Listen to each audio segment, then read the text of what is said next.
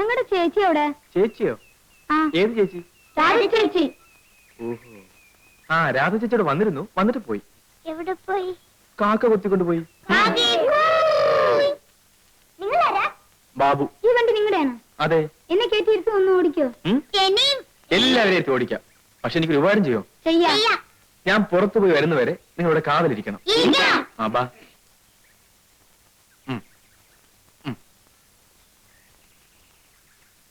അടുത്തയാൾ.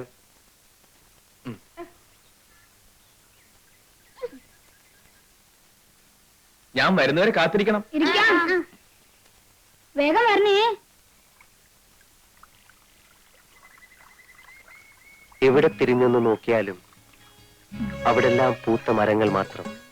ഒരു കൊച്ചു കാറ്റെങ്ങാൻ വന്നുപോയാൽ തുരുതുരെ പൂമഴയായി. പിന്നെ ഇതാരുടെ വരികളാണെന്നറിയാം?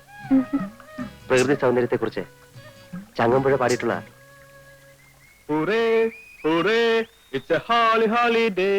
ബാബുവിന്റെ ശബ്ദമാണെന്ന് തോന്നുന്നു. രാധപക്കം.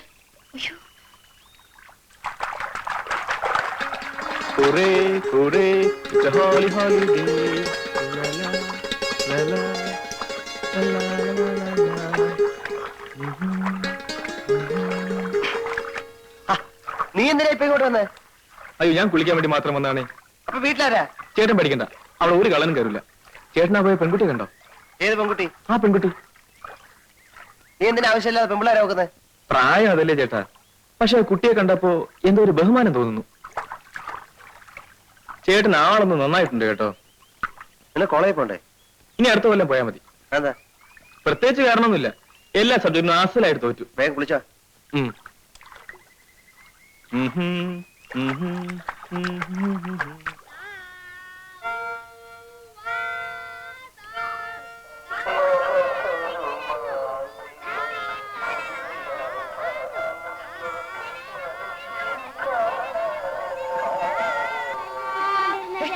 എന്താ ഇത്? എന്താ ഇത്? കളിക്കാൻ എന്താ? അയ്യോ, എന്റെ പുസ്തകം. എല്ലാരും പോവില്ലെന്നോ? വട്ടി വട്ടി ഇവിടെ അടിച്ച്. ചേച്ചിയോട് പറയും. എന്താ പറയും? ഞങ്ങള് തല്ലാൻ വന്നു, അതുകൊണ്ട് ഇങ്ങോട്ട് വരണ്ടാന്നു. ഓഹോ. അച്ഛനോട് അമ്മയോടൊക്കെ പറഞ്ഞെടുക്കും. അയ്യേ, ഞാൻ തമാശ പറഞ്ഞല്ലേ. ഞാൻ നിങ്ങളെ തല്ലൂ? ആ, വൈകിട്ട് നിങ്ങൾ വരുമ്പം ചേച്ചിയും കൂട്ടി വരണം. ആ, വന്നേ വന്നേ, വാ. എല്ലാരും ഇറങ്ങിക്കേ.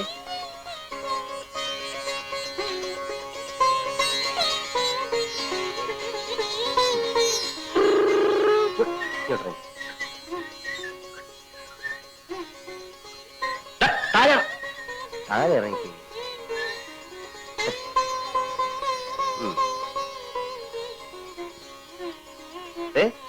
വൈകിട്ട് മറക്കണ്ട, ചേച്ചിയെ കൊണ്ടുവരണം. ആ,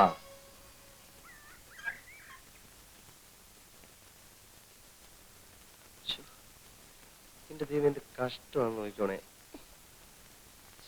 എനിക്ക് വയ്യ. ഈ തേവാങ്ക് നടക്കുന്ന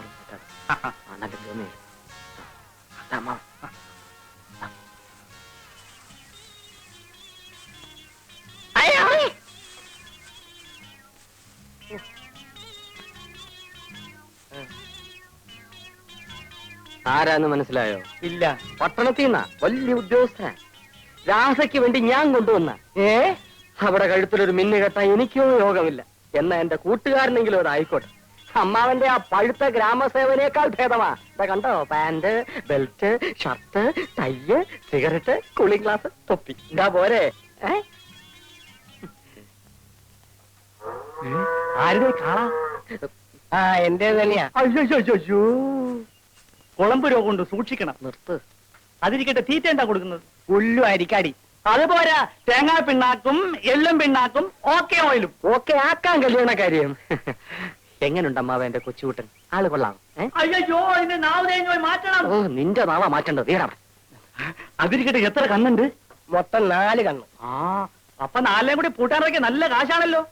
കൂടെ ഒന്നിനെയും കൂടി കൂട്ടിയാൽ കൂടുതൽ കാശ് കിട്ടും. ആ, അത് ശരിയാ. എടോ, ഏത് വഴിക്കാ വന്നത്?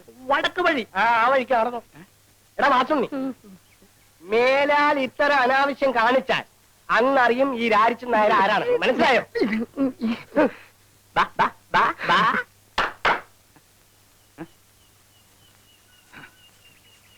പിന്നെ കല്യാണം നടന്നില്ലെങ്കിൽ കുഴപ്പമില്ല, കണ്ണു നാലുണ്ടല്ലോ, എന്റെ ഇവിടെ പൂട്ടാൻ നിർത്തിയാ മതി.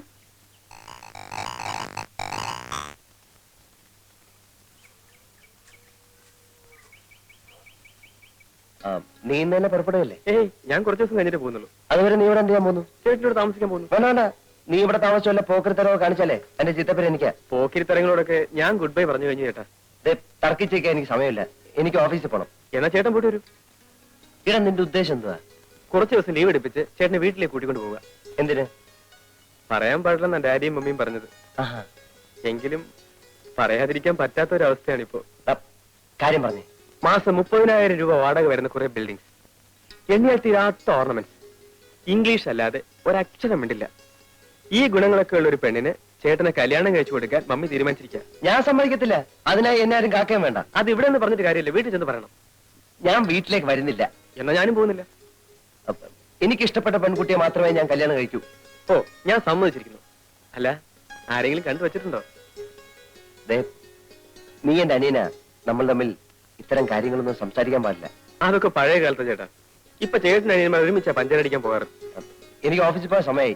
അടുക്കളയിൽ പാലും ഏത്തപ്പഴം നീ പോയി കഴിച്ചോ. ശരി, ചേട്ടൻ തിരിച്ചു വരുമ്പോഴേക്കും ഞാൻ ഈ വില്ലേജും ചുറ്റിക്കടച്ചു വരാം. ചേട്ടന്റെ സേവനം കൊണ്ട് ഈ ഗ്രാമത്തിൽ വല്ല പ്രോഗ്രസ് ഉണ്ടോന്ന് അറിയണമല്ലോ.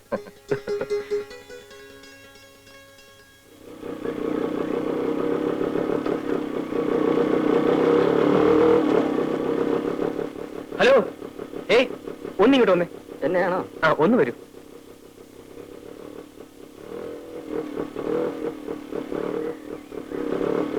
ഈ നാട്ടുകാരല്ലേ? അതെ. എന്റെ പേര് ബാബു, വീട് എറണാകുളത്താ. ഈ നാട്ടിൻ പുറമൊക്കെ ഒന്ന് ചുറ്റിക്കാണുന്നുണ്ട്, ഒന്ന് സഹായിക്കോ? അതിപ്പോ ഞാൻ എങ്ങനെ സഹായിക്കാനാ? ഇവിടുത്തെ ഭംഗിയുള്ള സ്ഥലങ്ങളൊക്കെ ഒന്ന് കാണിച്ചു തന്നാ മതി. ഓ. ഫോർ എക്സാമ്പിൾ, അമ്പലങ്ങൾ, പുഴ, വയലുകൾ. അല്ല, അതിനെന്താ വേണ്ടെന്ന് വെച്ച് തരാം. ഇതിനു മുമ്പ് നമ്മൾ തമ്മിൽ എവിടെ വെച്ച് കണ്ടതുപോലൊരു തോന്നൽ. ഇല്ലല്ലോ, ഞാൻ ഇന്നലെ ഈ നാട്ടിൽ വന്നത് തന്നെ. എന്റെ ചേട്ടൻ ഇവിടെ ജോലി. വരുമ്പോൾ ഒരു റാസ്കലിനോട് എന്റെ ചേട്ടന്റെ വീട്ടിലേക്കുള്ള വഴി ചോദിച്ചു. അയാൾ വഴി ആകെ തെറ്റിച്ച് പറഞ്ഞെന്ന് 10-20 മൈൽ എന്നെ കറക്കി. അയ്യോ, ആരാ വഴി തെറ്റിച്ചേ? ആരാണെന്നറിയില്ല, പരിചയമില്ലാത്ത ആളായതുകൊണ്ട് ഞാൻ അത്ര ശ്രദ്ധിച്ചുമില്ല. ചേ, ആരായാലും അങ്ങനെ ചെയ്ത മോശമായി. സാറ് വരണം, ഈ നാട്ടിലെ സ്ഥലങ്ങളൊക്കെ ഞാൻ കാണിച്ചു തരാം. ആ, ഇത്രയൊക്കെ ആയിട്ടും സാറിന്റെ പേര് ചോദിച്ചില്ലല്ലോ. ആ, പേരെന്താ? വാസുണ്ണി. ആ, വാസന കയറിക്കോളൂ.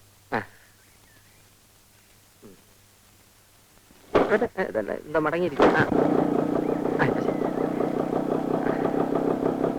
നേരെ പോട്ടെ. ശിവൻപിള്ളേ, ഇന്നിനി എന്നെ പ്രതീക്ഷിക്കണ്ട.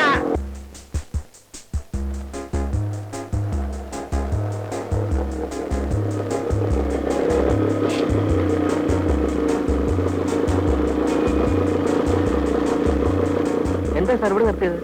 ഇറങ്ങൂ, പറയാം. ഇതേത് സ്ഥലമാണ് സാർ? നമ്മൾ പുറപ്പെട്ടെടുത്തു നിന്ന് ആ. കൃത്യം 30 മൈലിൽ പോകുന്നു. ഇവിടുന്ന് 30 മൈൽ പടിഞ്ഞാറോട്ട് പോയാൽ ഒരു പള്ളി കാണും, പഴകുറ്റി പള്ളി. അവിടെ ചെന്ന് ആരോട് ചോദിച്ചാലും തന്നെ വീട് കാണിച്ചു തരും. മനുഷ്യനെ വഴിതെറ്റിക്കാൻ നടക്കുന്നു, റാസ്കൽ. എന്നെ